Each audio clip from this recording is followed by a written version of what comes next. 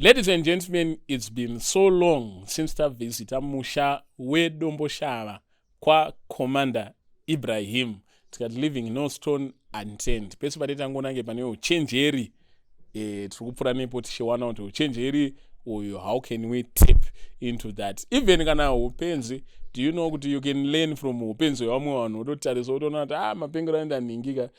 This is a perfect example of what I should not do.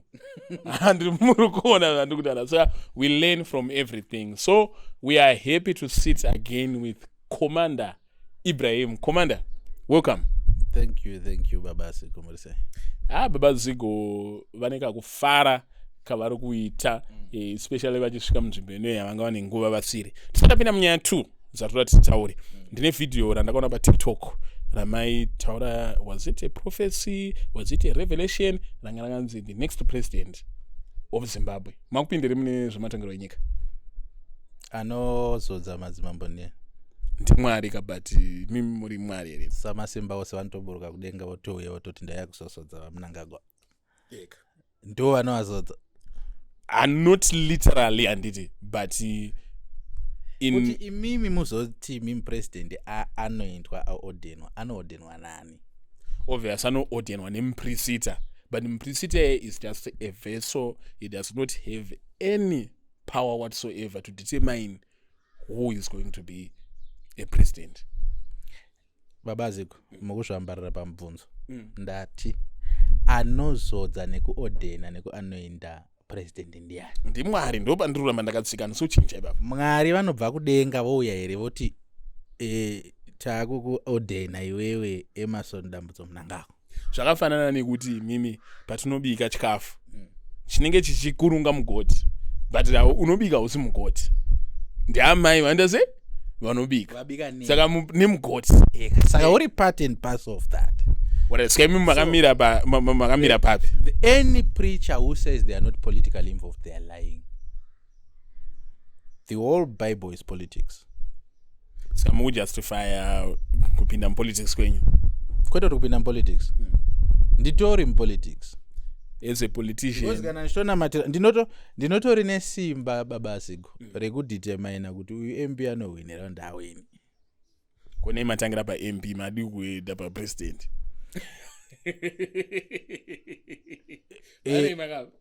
Aparemi. Kune chinhu chinonzi seniority. Yes. Anditi mukuru atange kunonga nyama, mudiki atange kunonga nyama, mukuru asatadi anonga. There are seasons. There was a season in the time yana Baba Mwasha nana Baba Wimbo. Then came a season in the time yana Baba Sande nana Baba Utaunashe nana Baba Guti. Baba Guti wapinde nana Baba Utaunashe. Pinda manje. Baba Guti anopinda pa season nana Baba Wimbo nana Baba aiwa aikoko vaita mfana.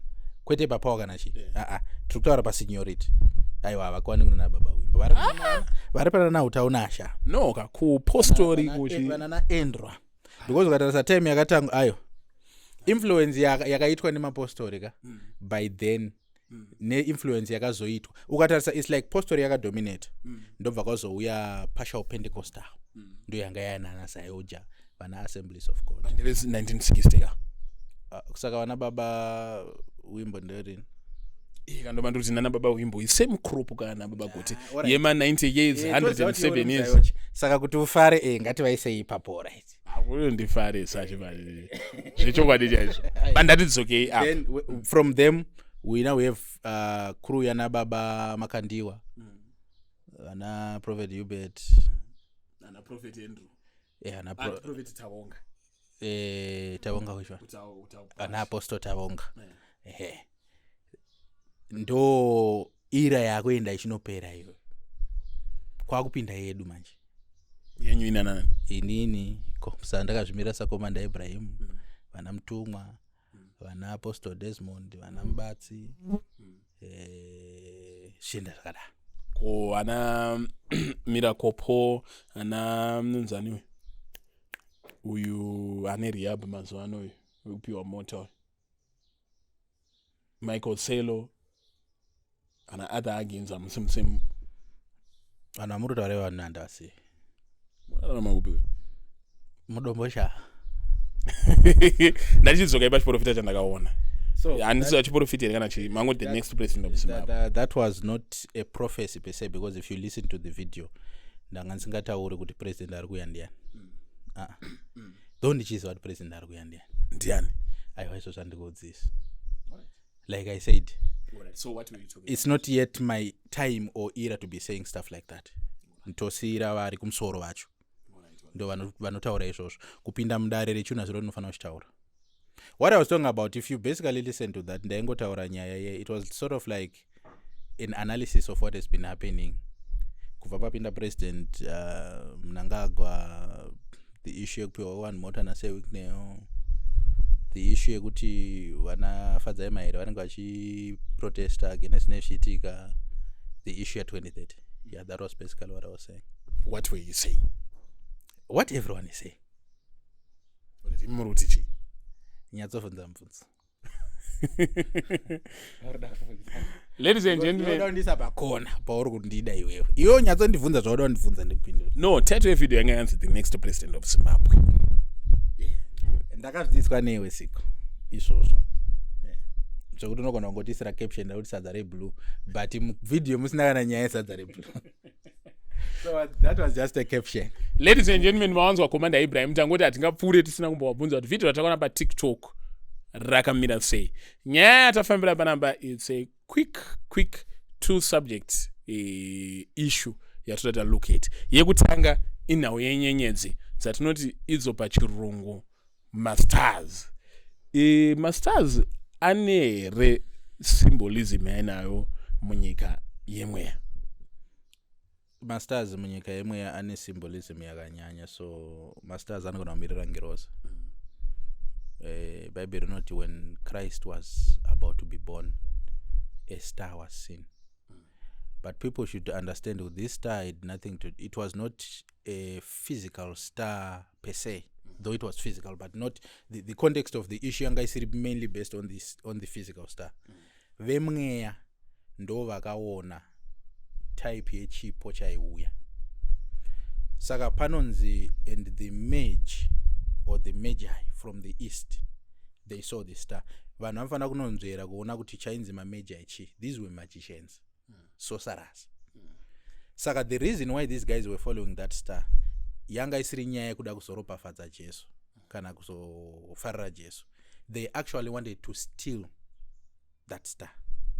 They wanted it for themselves. But in coming to contact manje na Kristu, they then saw something else. Ndo zvakanyorwa. Zvanga zviri different. Zvakanyorwa pai pacho. I mean mubhaibheri hamuna nyaya inotaura kuti motive yavo yanga iri yei. Tinongoziva kuti mubhaibheri nyenyedzi, varume vakatera chi nyenyedzi kusvika yanogara chi panga paine chi mwana. Imimi are giving us a motive. Ndo motive yakanyorwa. Iyoyo haina kunyorwa mubhaibheri ramunoverenga, but pane payakanyorwa. Papi? Maripo mamabhuku ayakanyorwa ndikuudzi, mufanira unotsvaka. No, toda kuita ka believers eBhibheri. Let me help you. Do you know kuti muBible munotaurwa nezve the book of Jubilee? Ririmo here muBible. MuBible munotaurwa nezve the book of Jasher. The book of Enoch. Ririmo here muBible. So it's a Christian's duty kunoita research yekutsvaga mamwe ma-auxiliary books that have more detailed information about certain things.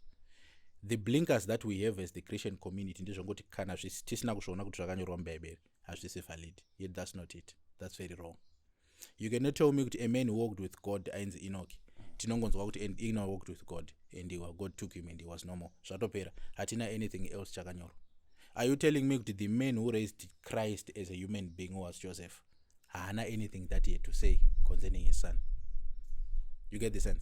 So most of the things zvandinotaura zvimwe zvacho hazvisi muBhayibheri ratinoverenga, but zviripo pane pazvakadi Hazvisi canonized. Hazvisi canonized.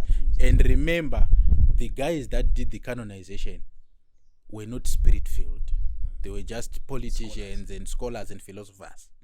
And there was an agenda yakatoshandiswa kupika nekusapika mamwe ma-books. So I'm noting the canonized Bible that we have right now is incomplete and it serves a sinister objective yevanhu canonize? The books that are in the Bible don't serve any sinister mindset. The people that were selecting the books selected the books that they understood that they can manipulate and use to manipulate people. Books themselves, you have no problem, but the holder of the book will be the problem, because iye akaribata anogona kutranslata in accordance kune zvaari kuda kuti zviitike, right? Tikati iri incomplete techikanganisa because iBible ritori complete in accordance kuti kwaka kusina chinhu chinonzi Bible. Vakarigadzira vakati iri ndo rakunzi Bible, zvorova kuti ritori complete rakadaro. Mamwe mabooks ari auxiliary, ibasa rako iwo kudi kwatsvaka kuti waverenge, ari kukorresponda nezviri muBible. Alright, saka tichidzokai apa mati. So the magi, the wise men. So kuti unzwisise iwewe about these magi, vanhu vanongofokasa naJesu but havasi kumbofokasa kutora nguva yavo kunotsvaga kuti uye vainzi mamagi vanga vari vanhu vakaita sei, vaita nezvei. So from studying and history you realize their behavior and characters. Vanga vari vanhu vari vakafanana vatoisa mugrupu revaroyi, right? Anditi saka it was not the first time vachiona a bigger star vobva vaenda vanoibvuta. Which means kuti pavaitoenda kuna Jesu, remember these guys were from a total different religion and they believed in total different things. So there was no way avaienda kunotsvaga Jesu kuti vangonomukorokoti kuvakorokotidze Mary naJoseph kuti maitiro zvakanaka. No, they had an agenda. Their agenda was to steal the star of Jesus Christ. But vachizosvika pana Kristu, zvavakasvika vakaona nekunzwisisa, they did not do that. But instead they partaked from whatever changa zviripo. Ndosika uri kuona kuti vari kupa. Do you know kuti if I give you something Zigo, I am actually taking something from you? How? The Bible says the hand that gives receives. Problem in evanhu ndeye notion yekufunga kuti ukanditi God bless you, the blessings are coming from heaven. There is nothing that we want on earth that is coming from heaven. So when I give you, the blessings that I'm receiving are not coming from the heavens. They are coming from your bank of blessings. Iwewe ezizigo. So mutotora pa account yangu. Ndiri kutora mu account yako. Ndopapa unoona kuti sekuru vako vane mari vanouya kuti vakauya vanopatengera vanhu zvinodiwa. Panozoita kunge zvinhu zvanhu zvisiri kufamba, vanhu vakafamba kun'anga kana kuti vakafamba kumuprofita, vanhu vasvika kunzi sekuru venyu vari kukutorera ichi zvipo zvenyu kana ndo vari kukushandisai. Yet it's not entirely true. He is not doing it out of intention, but he's just applying a law of the spirit. Could whoever gives someone something physical collects from them something spiritual. Saka munoti chiko munyika umu mune vari kutipa zvakawanda, amatipa mota, amatipa mari, amatipawo zvekudya, magunanzi. Izvezvi we are in a season of receiving. Kana paine nguva yekuti mbinga dzambotipaka, aizvo zvitambopiwa. Munoti chi tatotorerwa mablessings here oro mabank yedu amuna kutorerwa mapa mablessings mega voluntary. Yes, you accepted what you were given. So is it a wise thing to accept a gift or I should reject it? It's a wise thing. Aiwa, inino ndizokupa mablessing angu. Hausi kundipa as in kuti alright, don't get twisted. Pane nyaya patiri kuda kusvika. There is a way yekuti iwo ndiri kukubira intentionally. Ndiri kuziva what you have and I want to collect it for myself. Then there is a system of transaction mumweya yakangofanana nekuti iwo ruda chingwa iwo unonobhadhara dhora wopiwa chingwa. Alright, but ndikuti to whose advantage? No, obviously mbinga ine advantage than you. Which means I have a disadvantage. Abana in situation yekuti mbinga ine advantage, a greater advantage, and then I've got a lesser advantage. To that, who is winning, who is when you losing? Buy bread, who is winning, who is losing? Pauru chenga chingwa iwo, who is winning, who is losing? Munhu ari kuwina ka muridzi weshop because ndiye ane profit margin. Inanda profit margin. Exactly my point. The one who is giving is benefiting more than the one who's receiving. That's a reality. Apiwa mota abenefita mota, but apa mota abenefita ropafadzo. Chinooneka nemaziso chiri less greater than chisingaoneki. That's why uchiona kuti let's give an example yemunaruzika mwana munhu wese weeknow anditika his level is not degrading, it's increasing because he is buying prayers.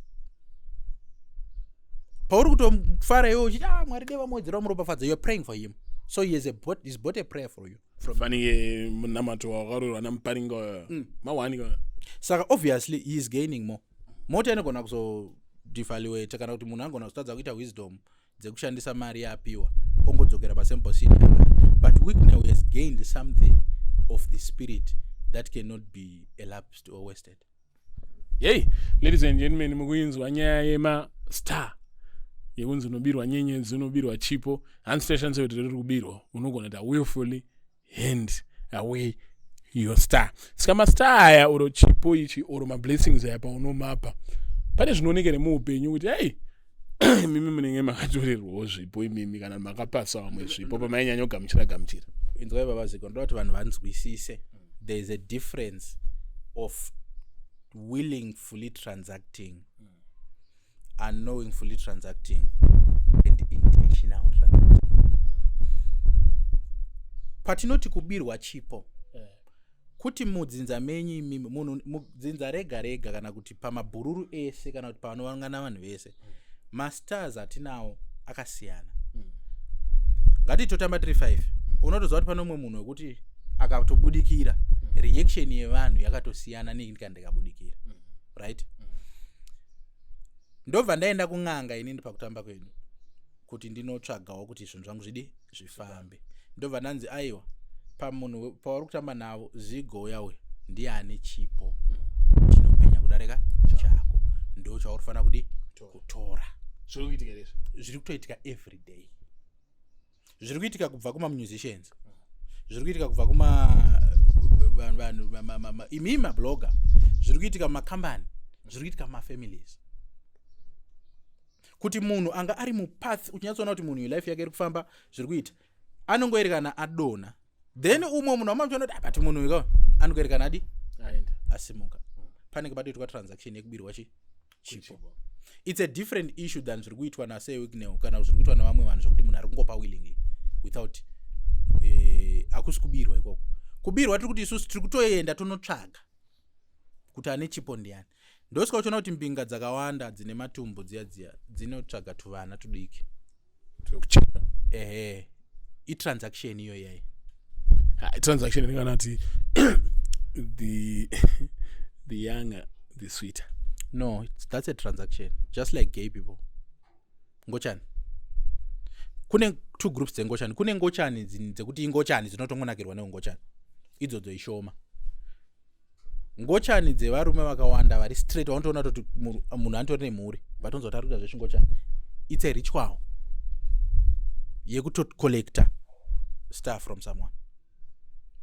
Saka marituals emasters ari kutoitika every day. Vanhu vari kubirana masters. Ndosika uchiona kuti iwo tichitamba tese panozoita mwana usumuka kudarika umwe, but tiri kuita same thing. Anditika and if you look at arisa munhu abira munhu star zvinotu zvinoitika isai anobva muvharira kunze totally for no apparent reason, or anokuisaisa padhuze stereke. Vamwe vanhu vari kubira vanhu masters mamen of God. How? This is reality. Ende vanhu vari kundoona ngavacheke izvi. Wakamboona here kuti kazhinji kacho vanhu vanofamba nemunhu waMwari paside pake vazhinji vacho vanenge vakasvuka singaiti. But iye zvese zvichifamba achipenya vanenge vakasvuka singaiti. Ende ukatarisa vanhu ivavo vanochinjwa ite certain season. Chiri kuitika munhu iye anenge achienergizwa nevanhu ivavo, zvipo zvavo ndo zviri kumushandira. Wazvona kana kuti kune group futi ravanhu vaMwari sedha vanenge vachisaifena vanhu vari kufamba navo, kana kuti vanenge vachicheka muchechi zvisingaiti. Do you know kuti muno muZimbabwe matiri kunotori navamwe vanhu vaMwari vekuti havaendi kuservice Sunday service, vanotomuka vototsvaga vanhu 2-3 vanotorara navo zoenda kuservice. It's a siphoning ritual. Anenge achidonza power. Ladies and gentlemen, na commander munonzwa zvinhu hobo zvinotityise oro kukatyamadza zvatinodyara kunzwa as far as my Christian circles or spiritual circles are concerned. Commander, pane nyaya yevhu nyama muchindoonesa. handiri kungoona kuti seizvozvi zvekuti munhu anenge abirwa chipo ukabirwa chipo ziko equipment yako yese unenge unayo uchiita zvese zvawaisingoita but basa rifambi hanzi navotes uchiti une bag iwe uine nhava izere mweya unenge uchitogona but same time uchita se uchipera. Pane maartists akawanda achiri kungogona but achanzwe no matter how they try chero wakada kubudisa album sei hawo hapana chipo chine chakadi kodi kuti Limelight unenge rangubvawo pauri ndo chipo chacho ndo star yacho ndo mwenje wacho tikaubvisa pauri iwewe handiti zvadhakwa. Saka kuna vanhu vakawanda vakatotarisa izvo vari kutorelate nenyaya yandiri kutaura kuti kutoona kuti life yangu ka zvaimboita nezvakaita zvasiyana but utarisa umwe munhu anga ari padhuze ona kuti do you know okay Mwari haana disorder and I'm coming to issue yeland yawataura ndirangoti ndingoconclude Mwari haana disorder ape munhu zvinhu zvisingaenderani naye. Wakamboona dzimwe mbinga dzinoita kunge varombo inyaya yekuti iye haana chipo haana star yeumbinga ane waakatorera star yeumbinga saka star iyi zvainorequire nemunhu anayo azvifitani. Wakamboonera umwe munhu asina ana sendi but anotanga nemari unoona kuti munhu uyu anoratidza kunga nechi ane mari chii chinenge chiitika pane transfer inenge yaitika bebe.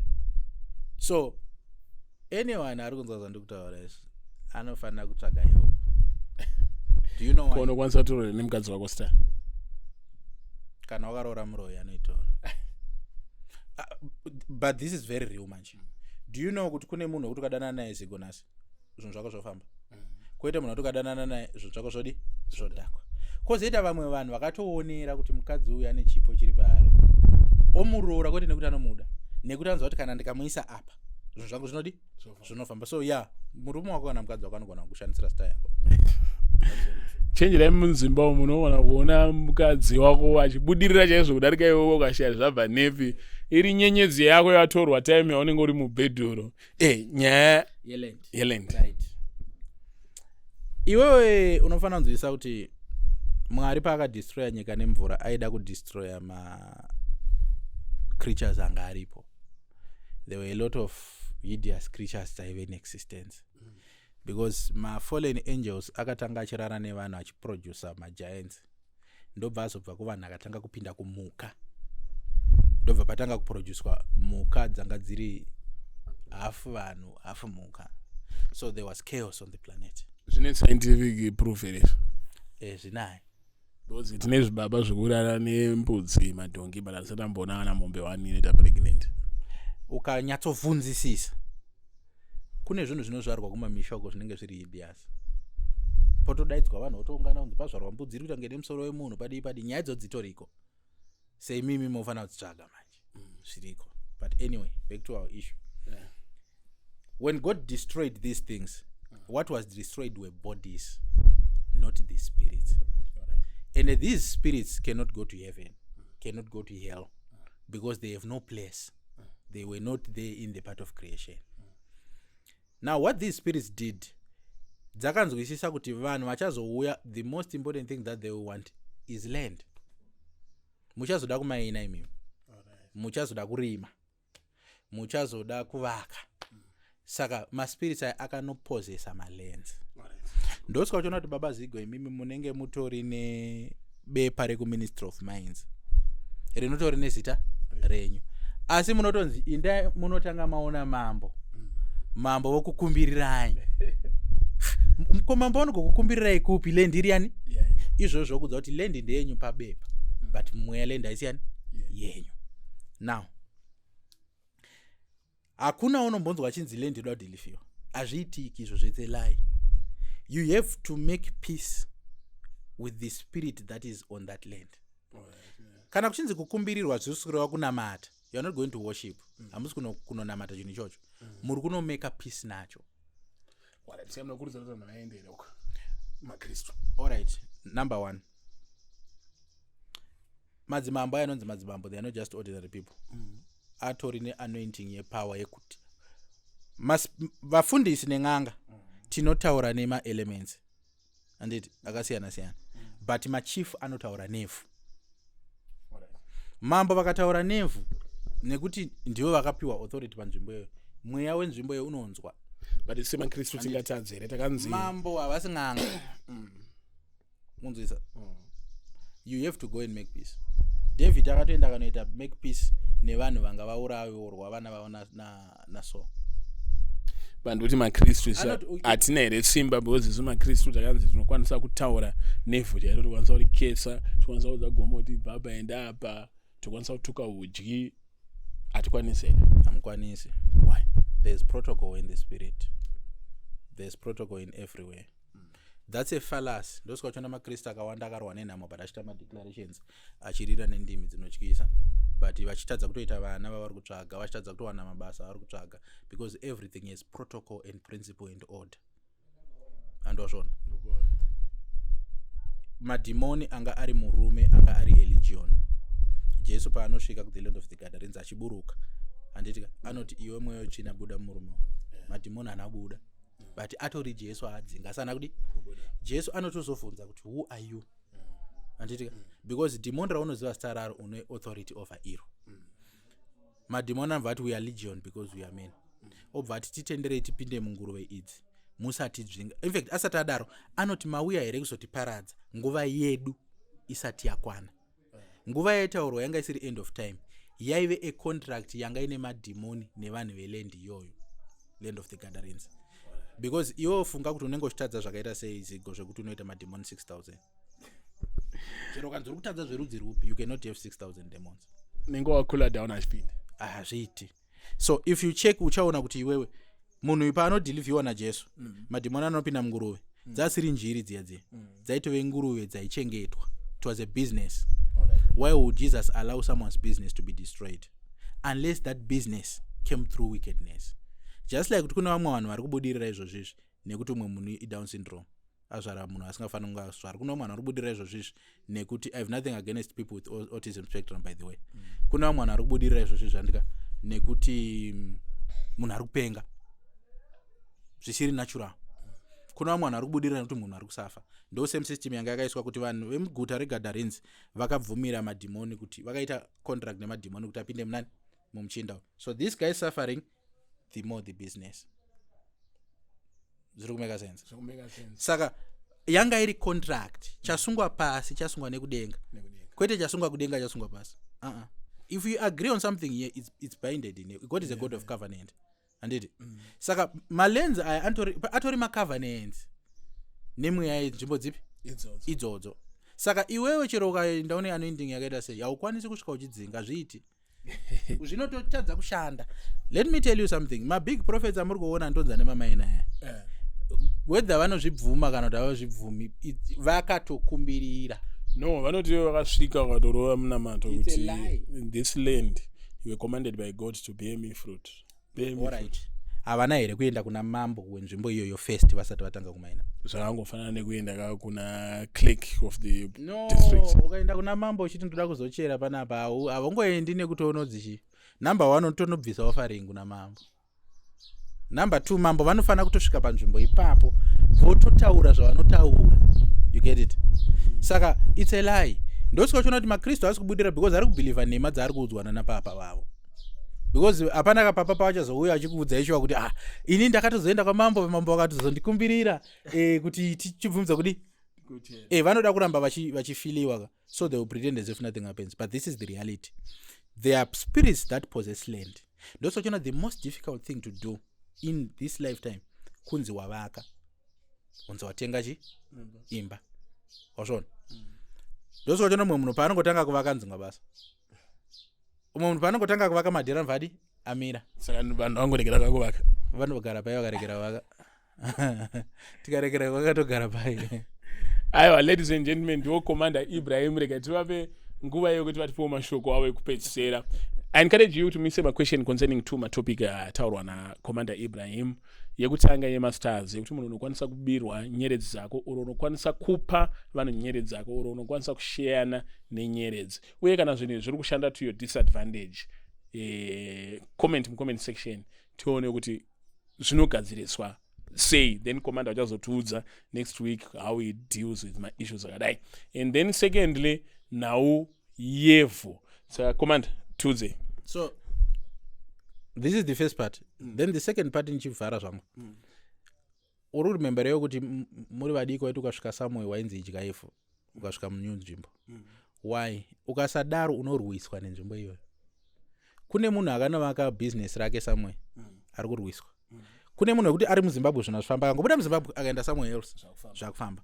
Inyaya yekuti nzvimbo inenge ichikurwisa. I'll give you an example. Vanhu ari kudiaspora, they are there but vachisvika ikoko vanofanira kuti the guardians of that land, they don't know them, foreign entities, because iwe paunobva kuno unotobva nengerosi dzako, unotobva nevadzimu vako, handitika uenda navo kupi, havana jurisdiction ikoko. Saka zvoreva kuti munhu ari ku foreign land anofanira kuita synchronize neforeign land. Akangodaro zvinhu zvinobva zvafamba. Vari kudiaspora vanyanya vari paisland apa mune muchikokombolera mari hazikubatika makaita rezvinotarisirwa. Namba dzakomanda Ibrahim for maquestion anenge ari elaborate kuti uri unyatsoda munoshandisa namba dzobuda pascreen apa and any other arrangement yamunogona nge muchida. And with that we are out.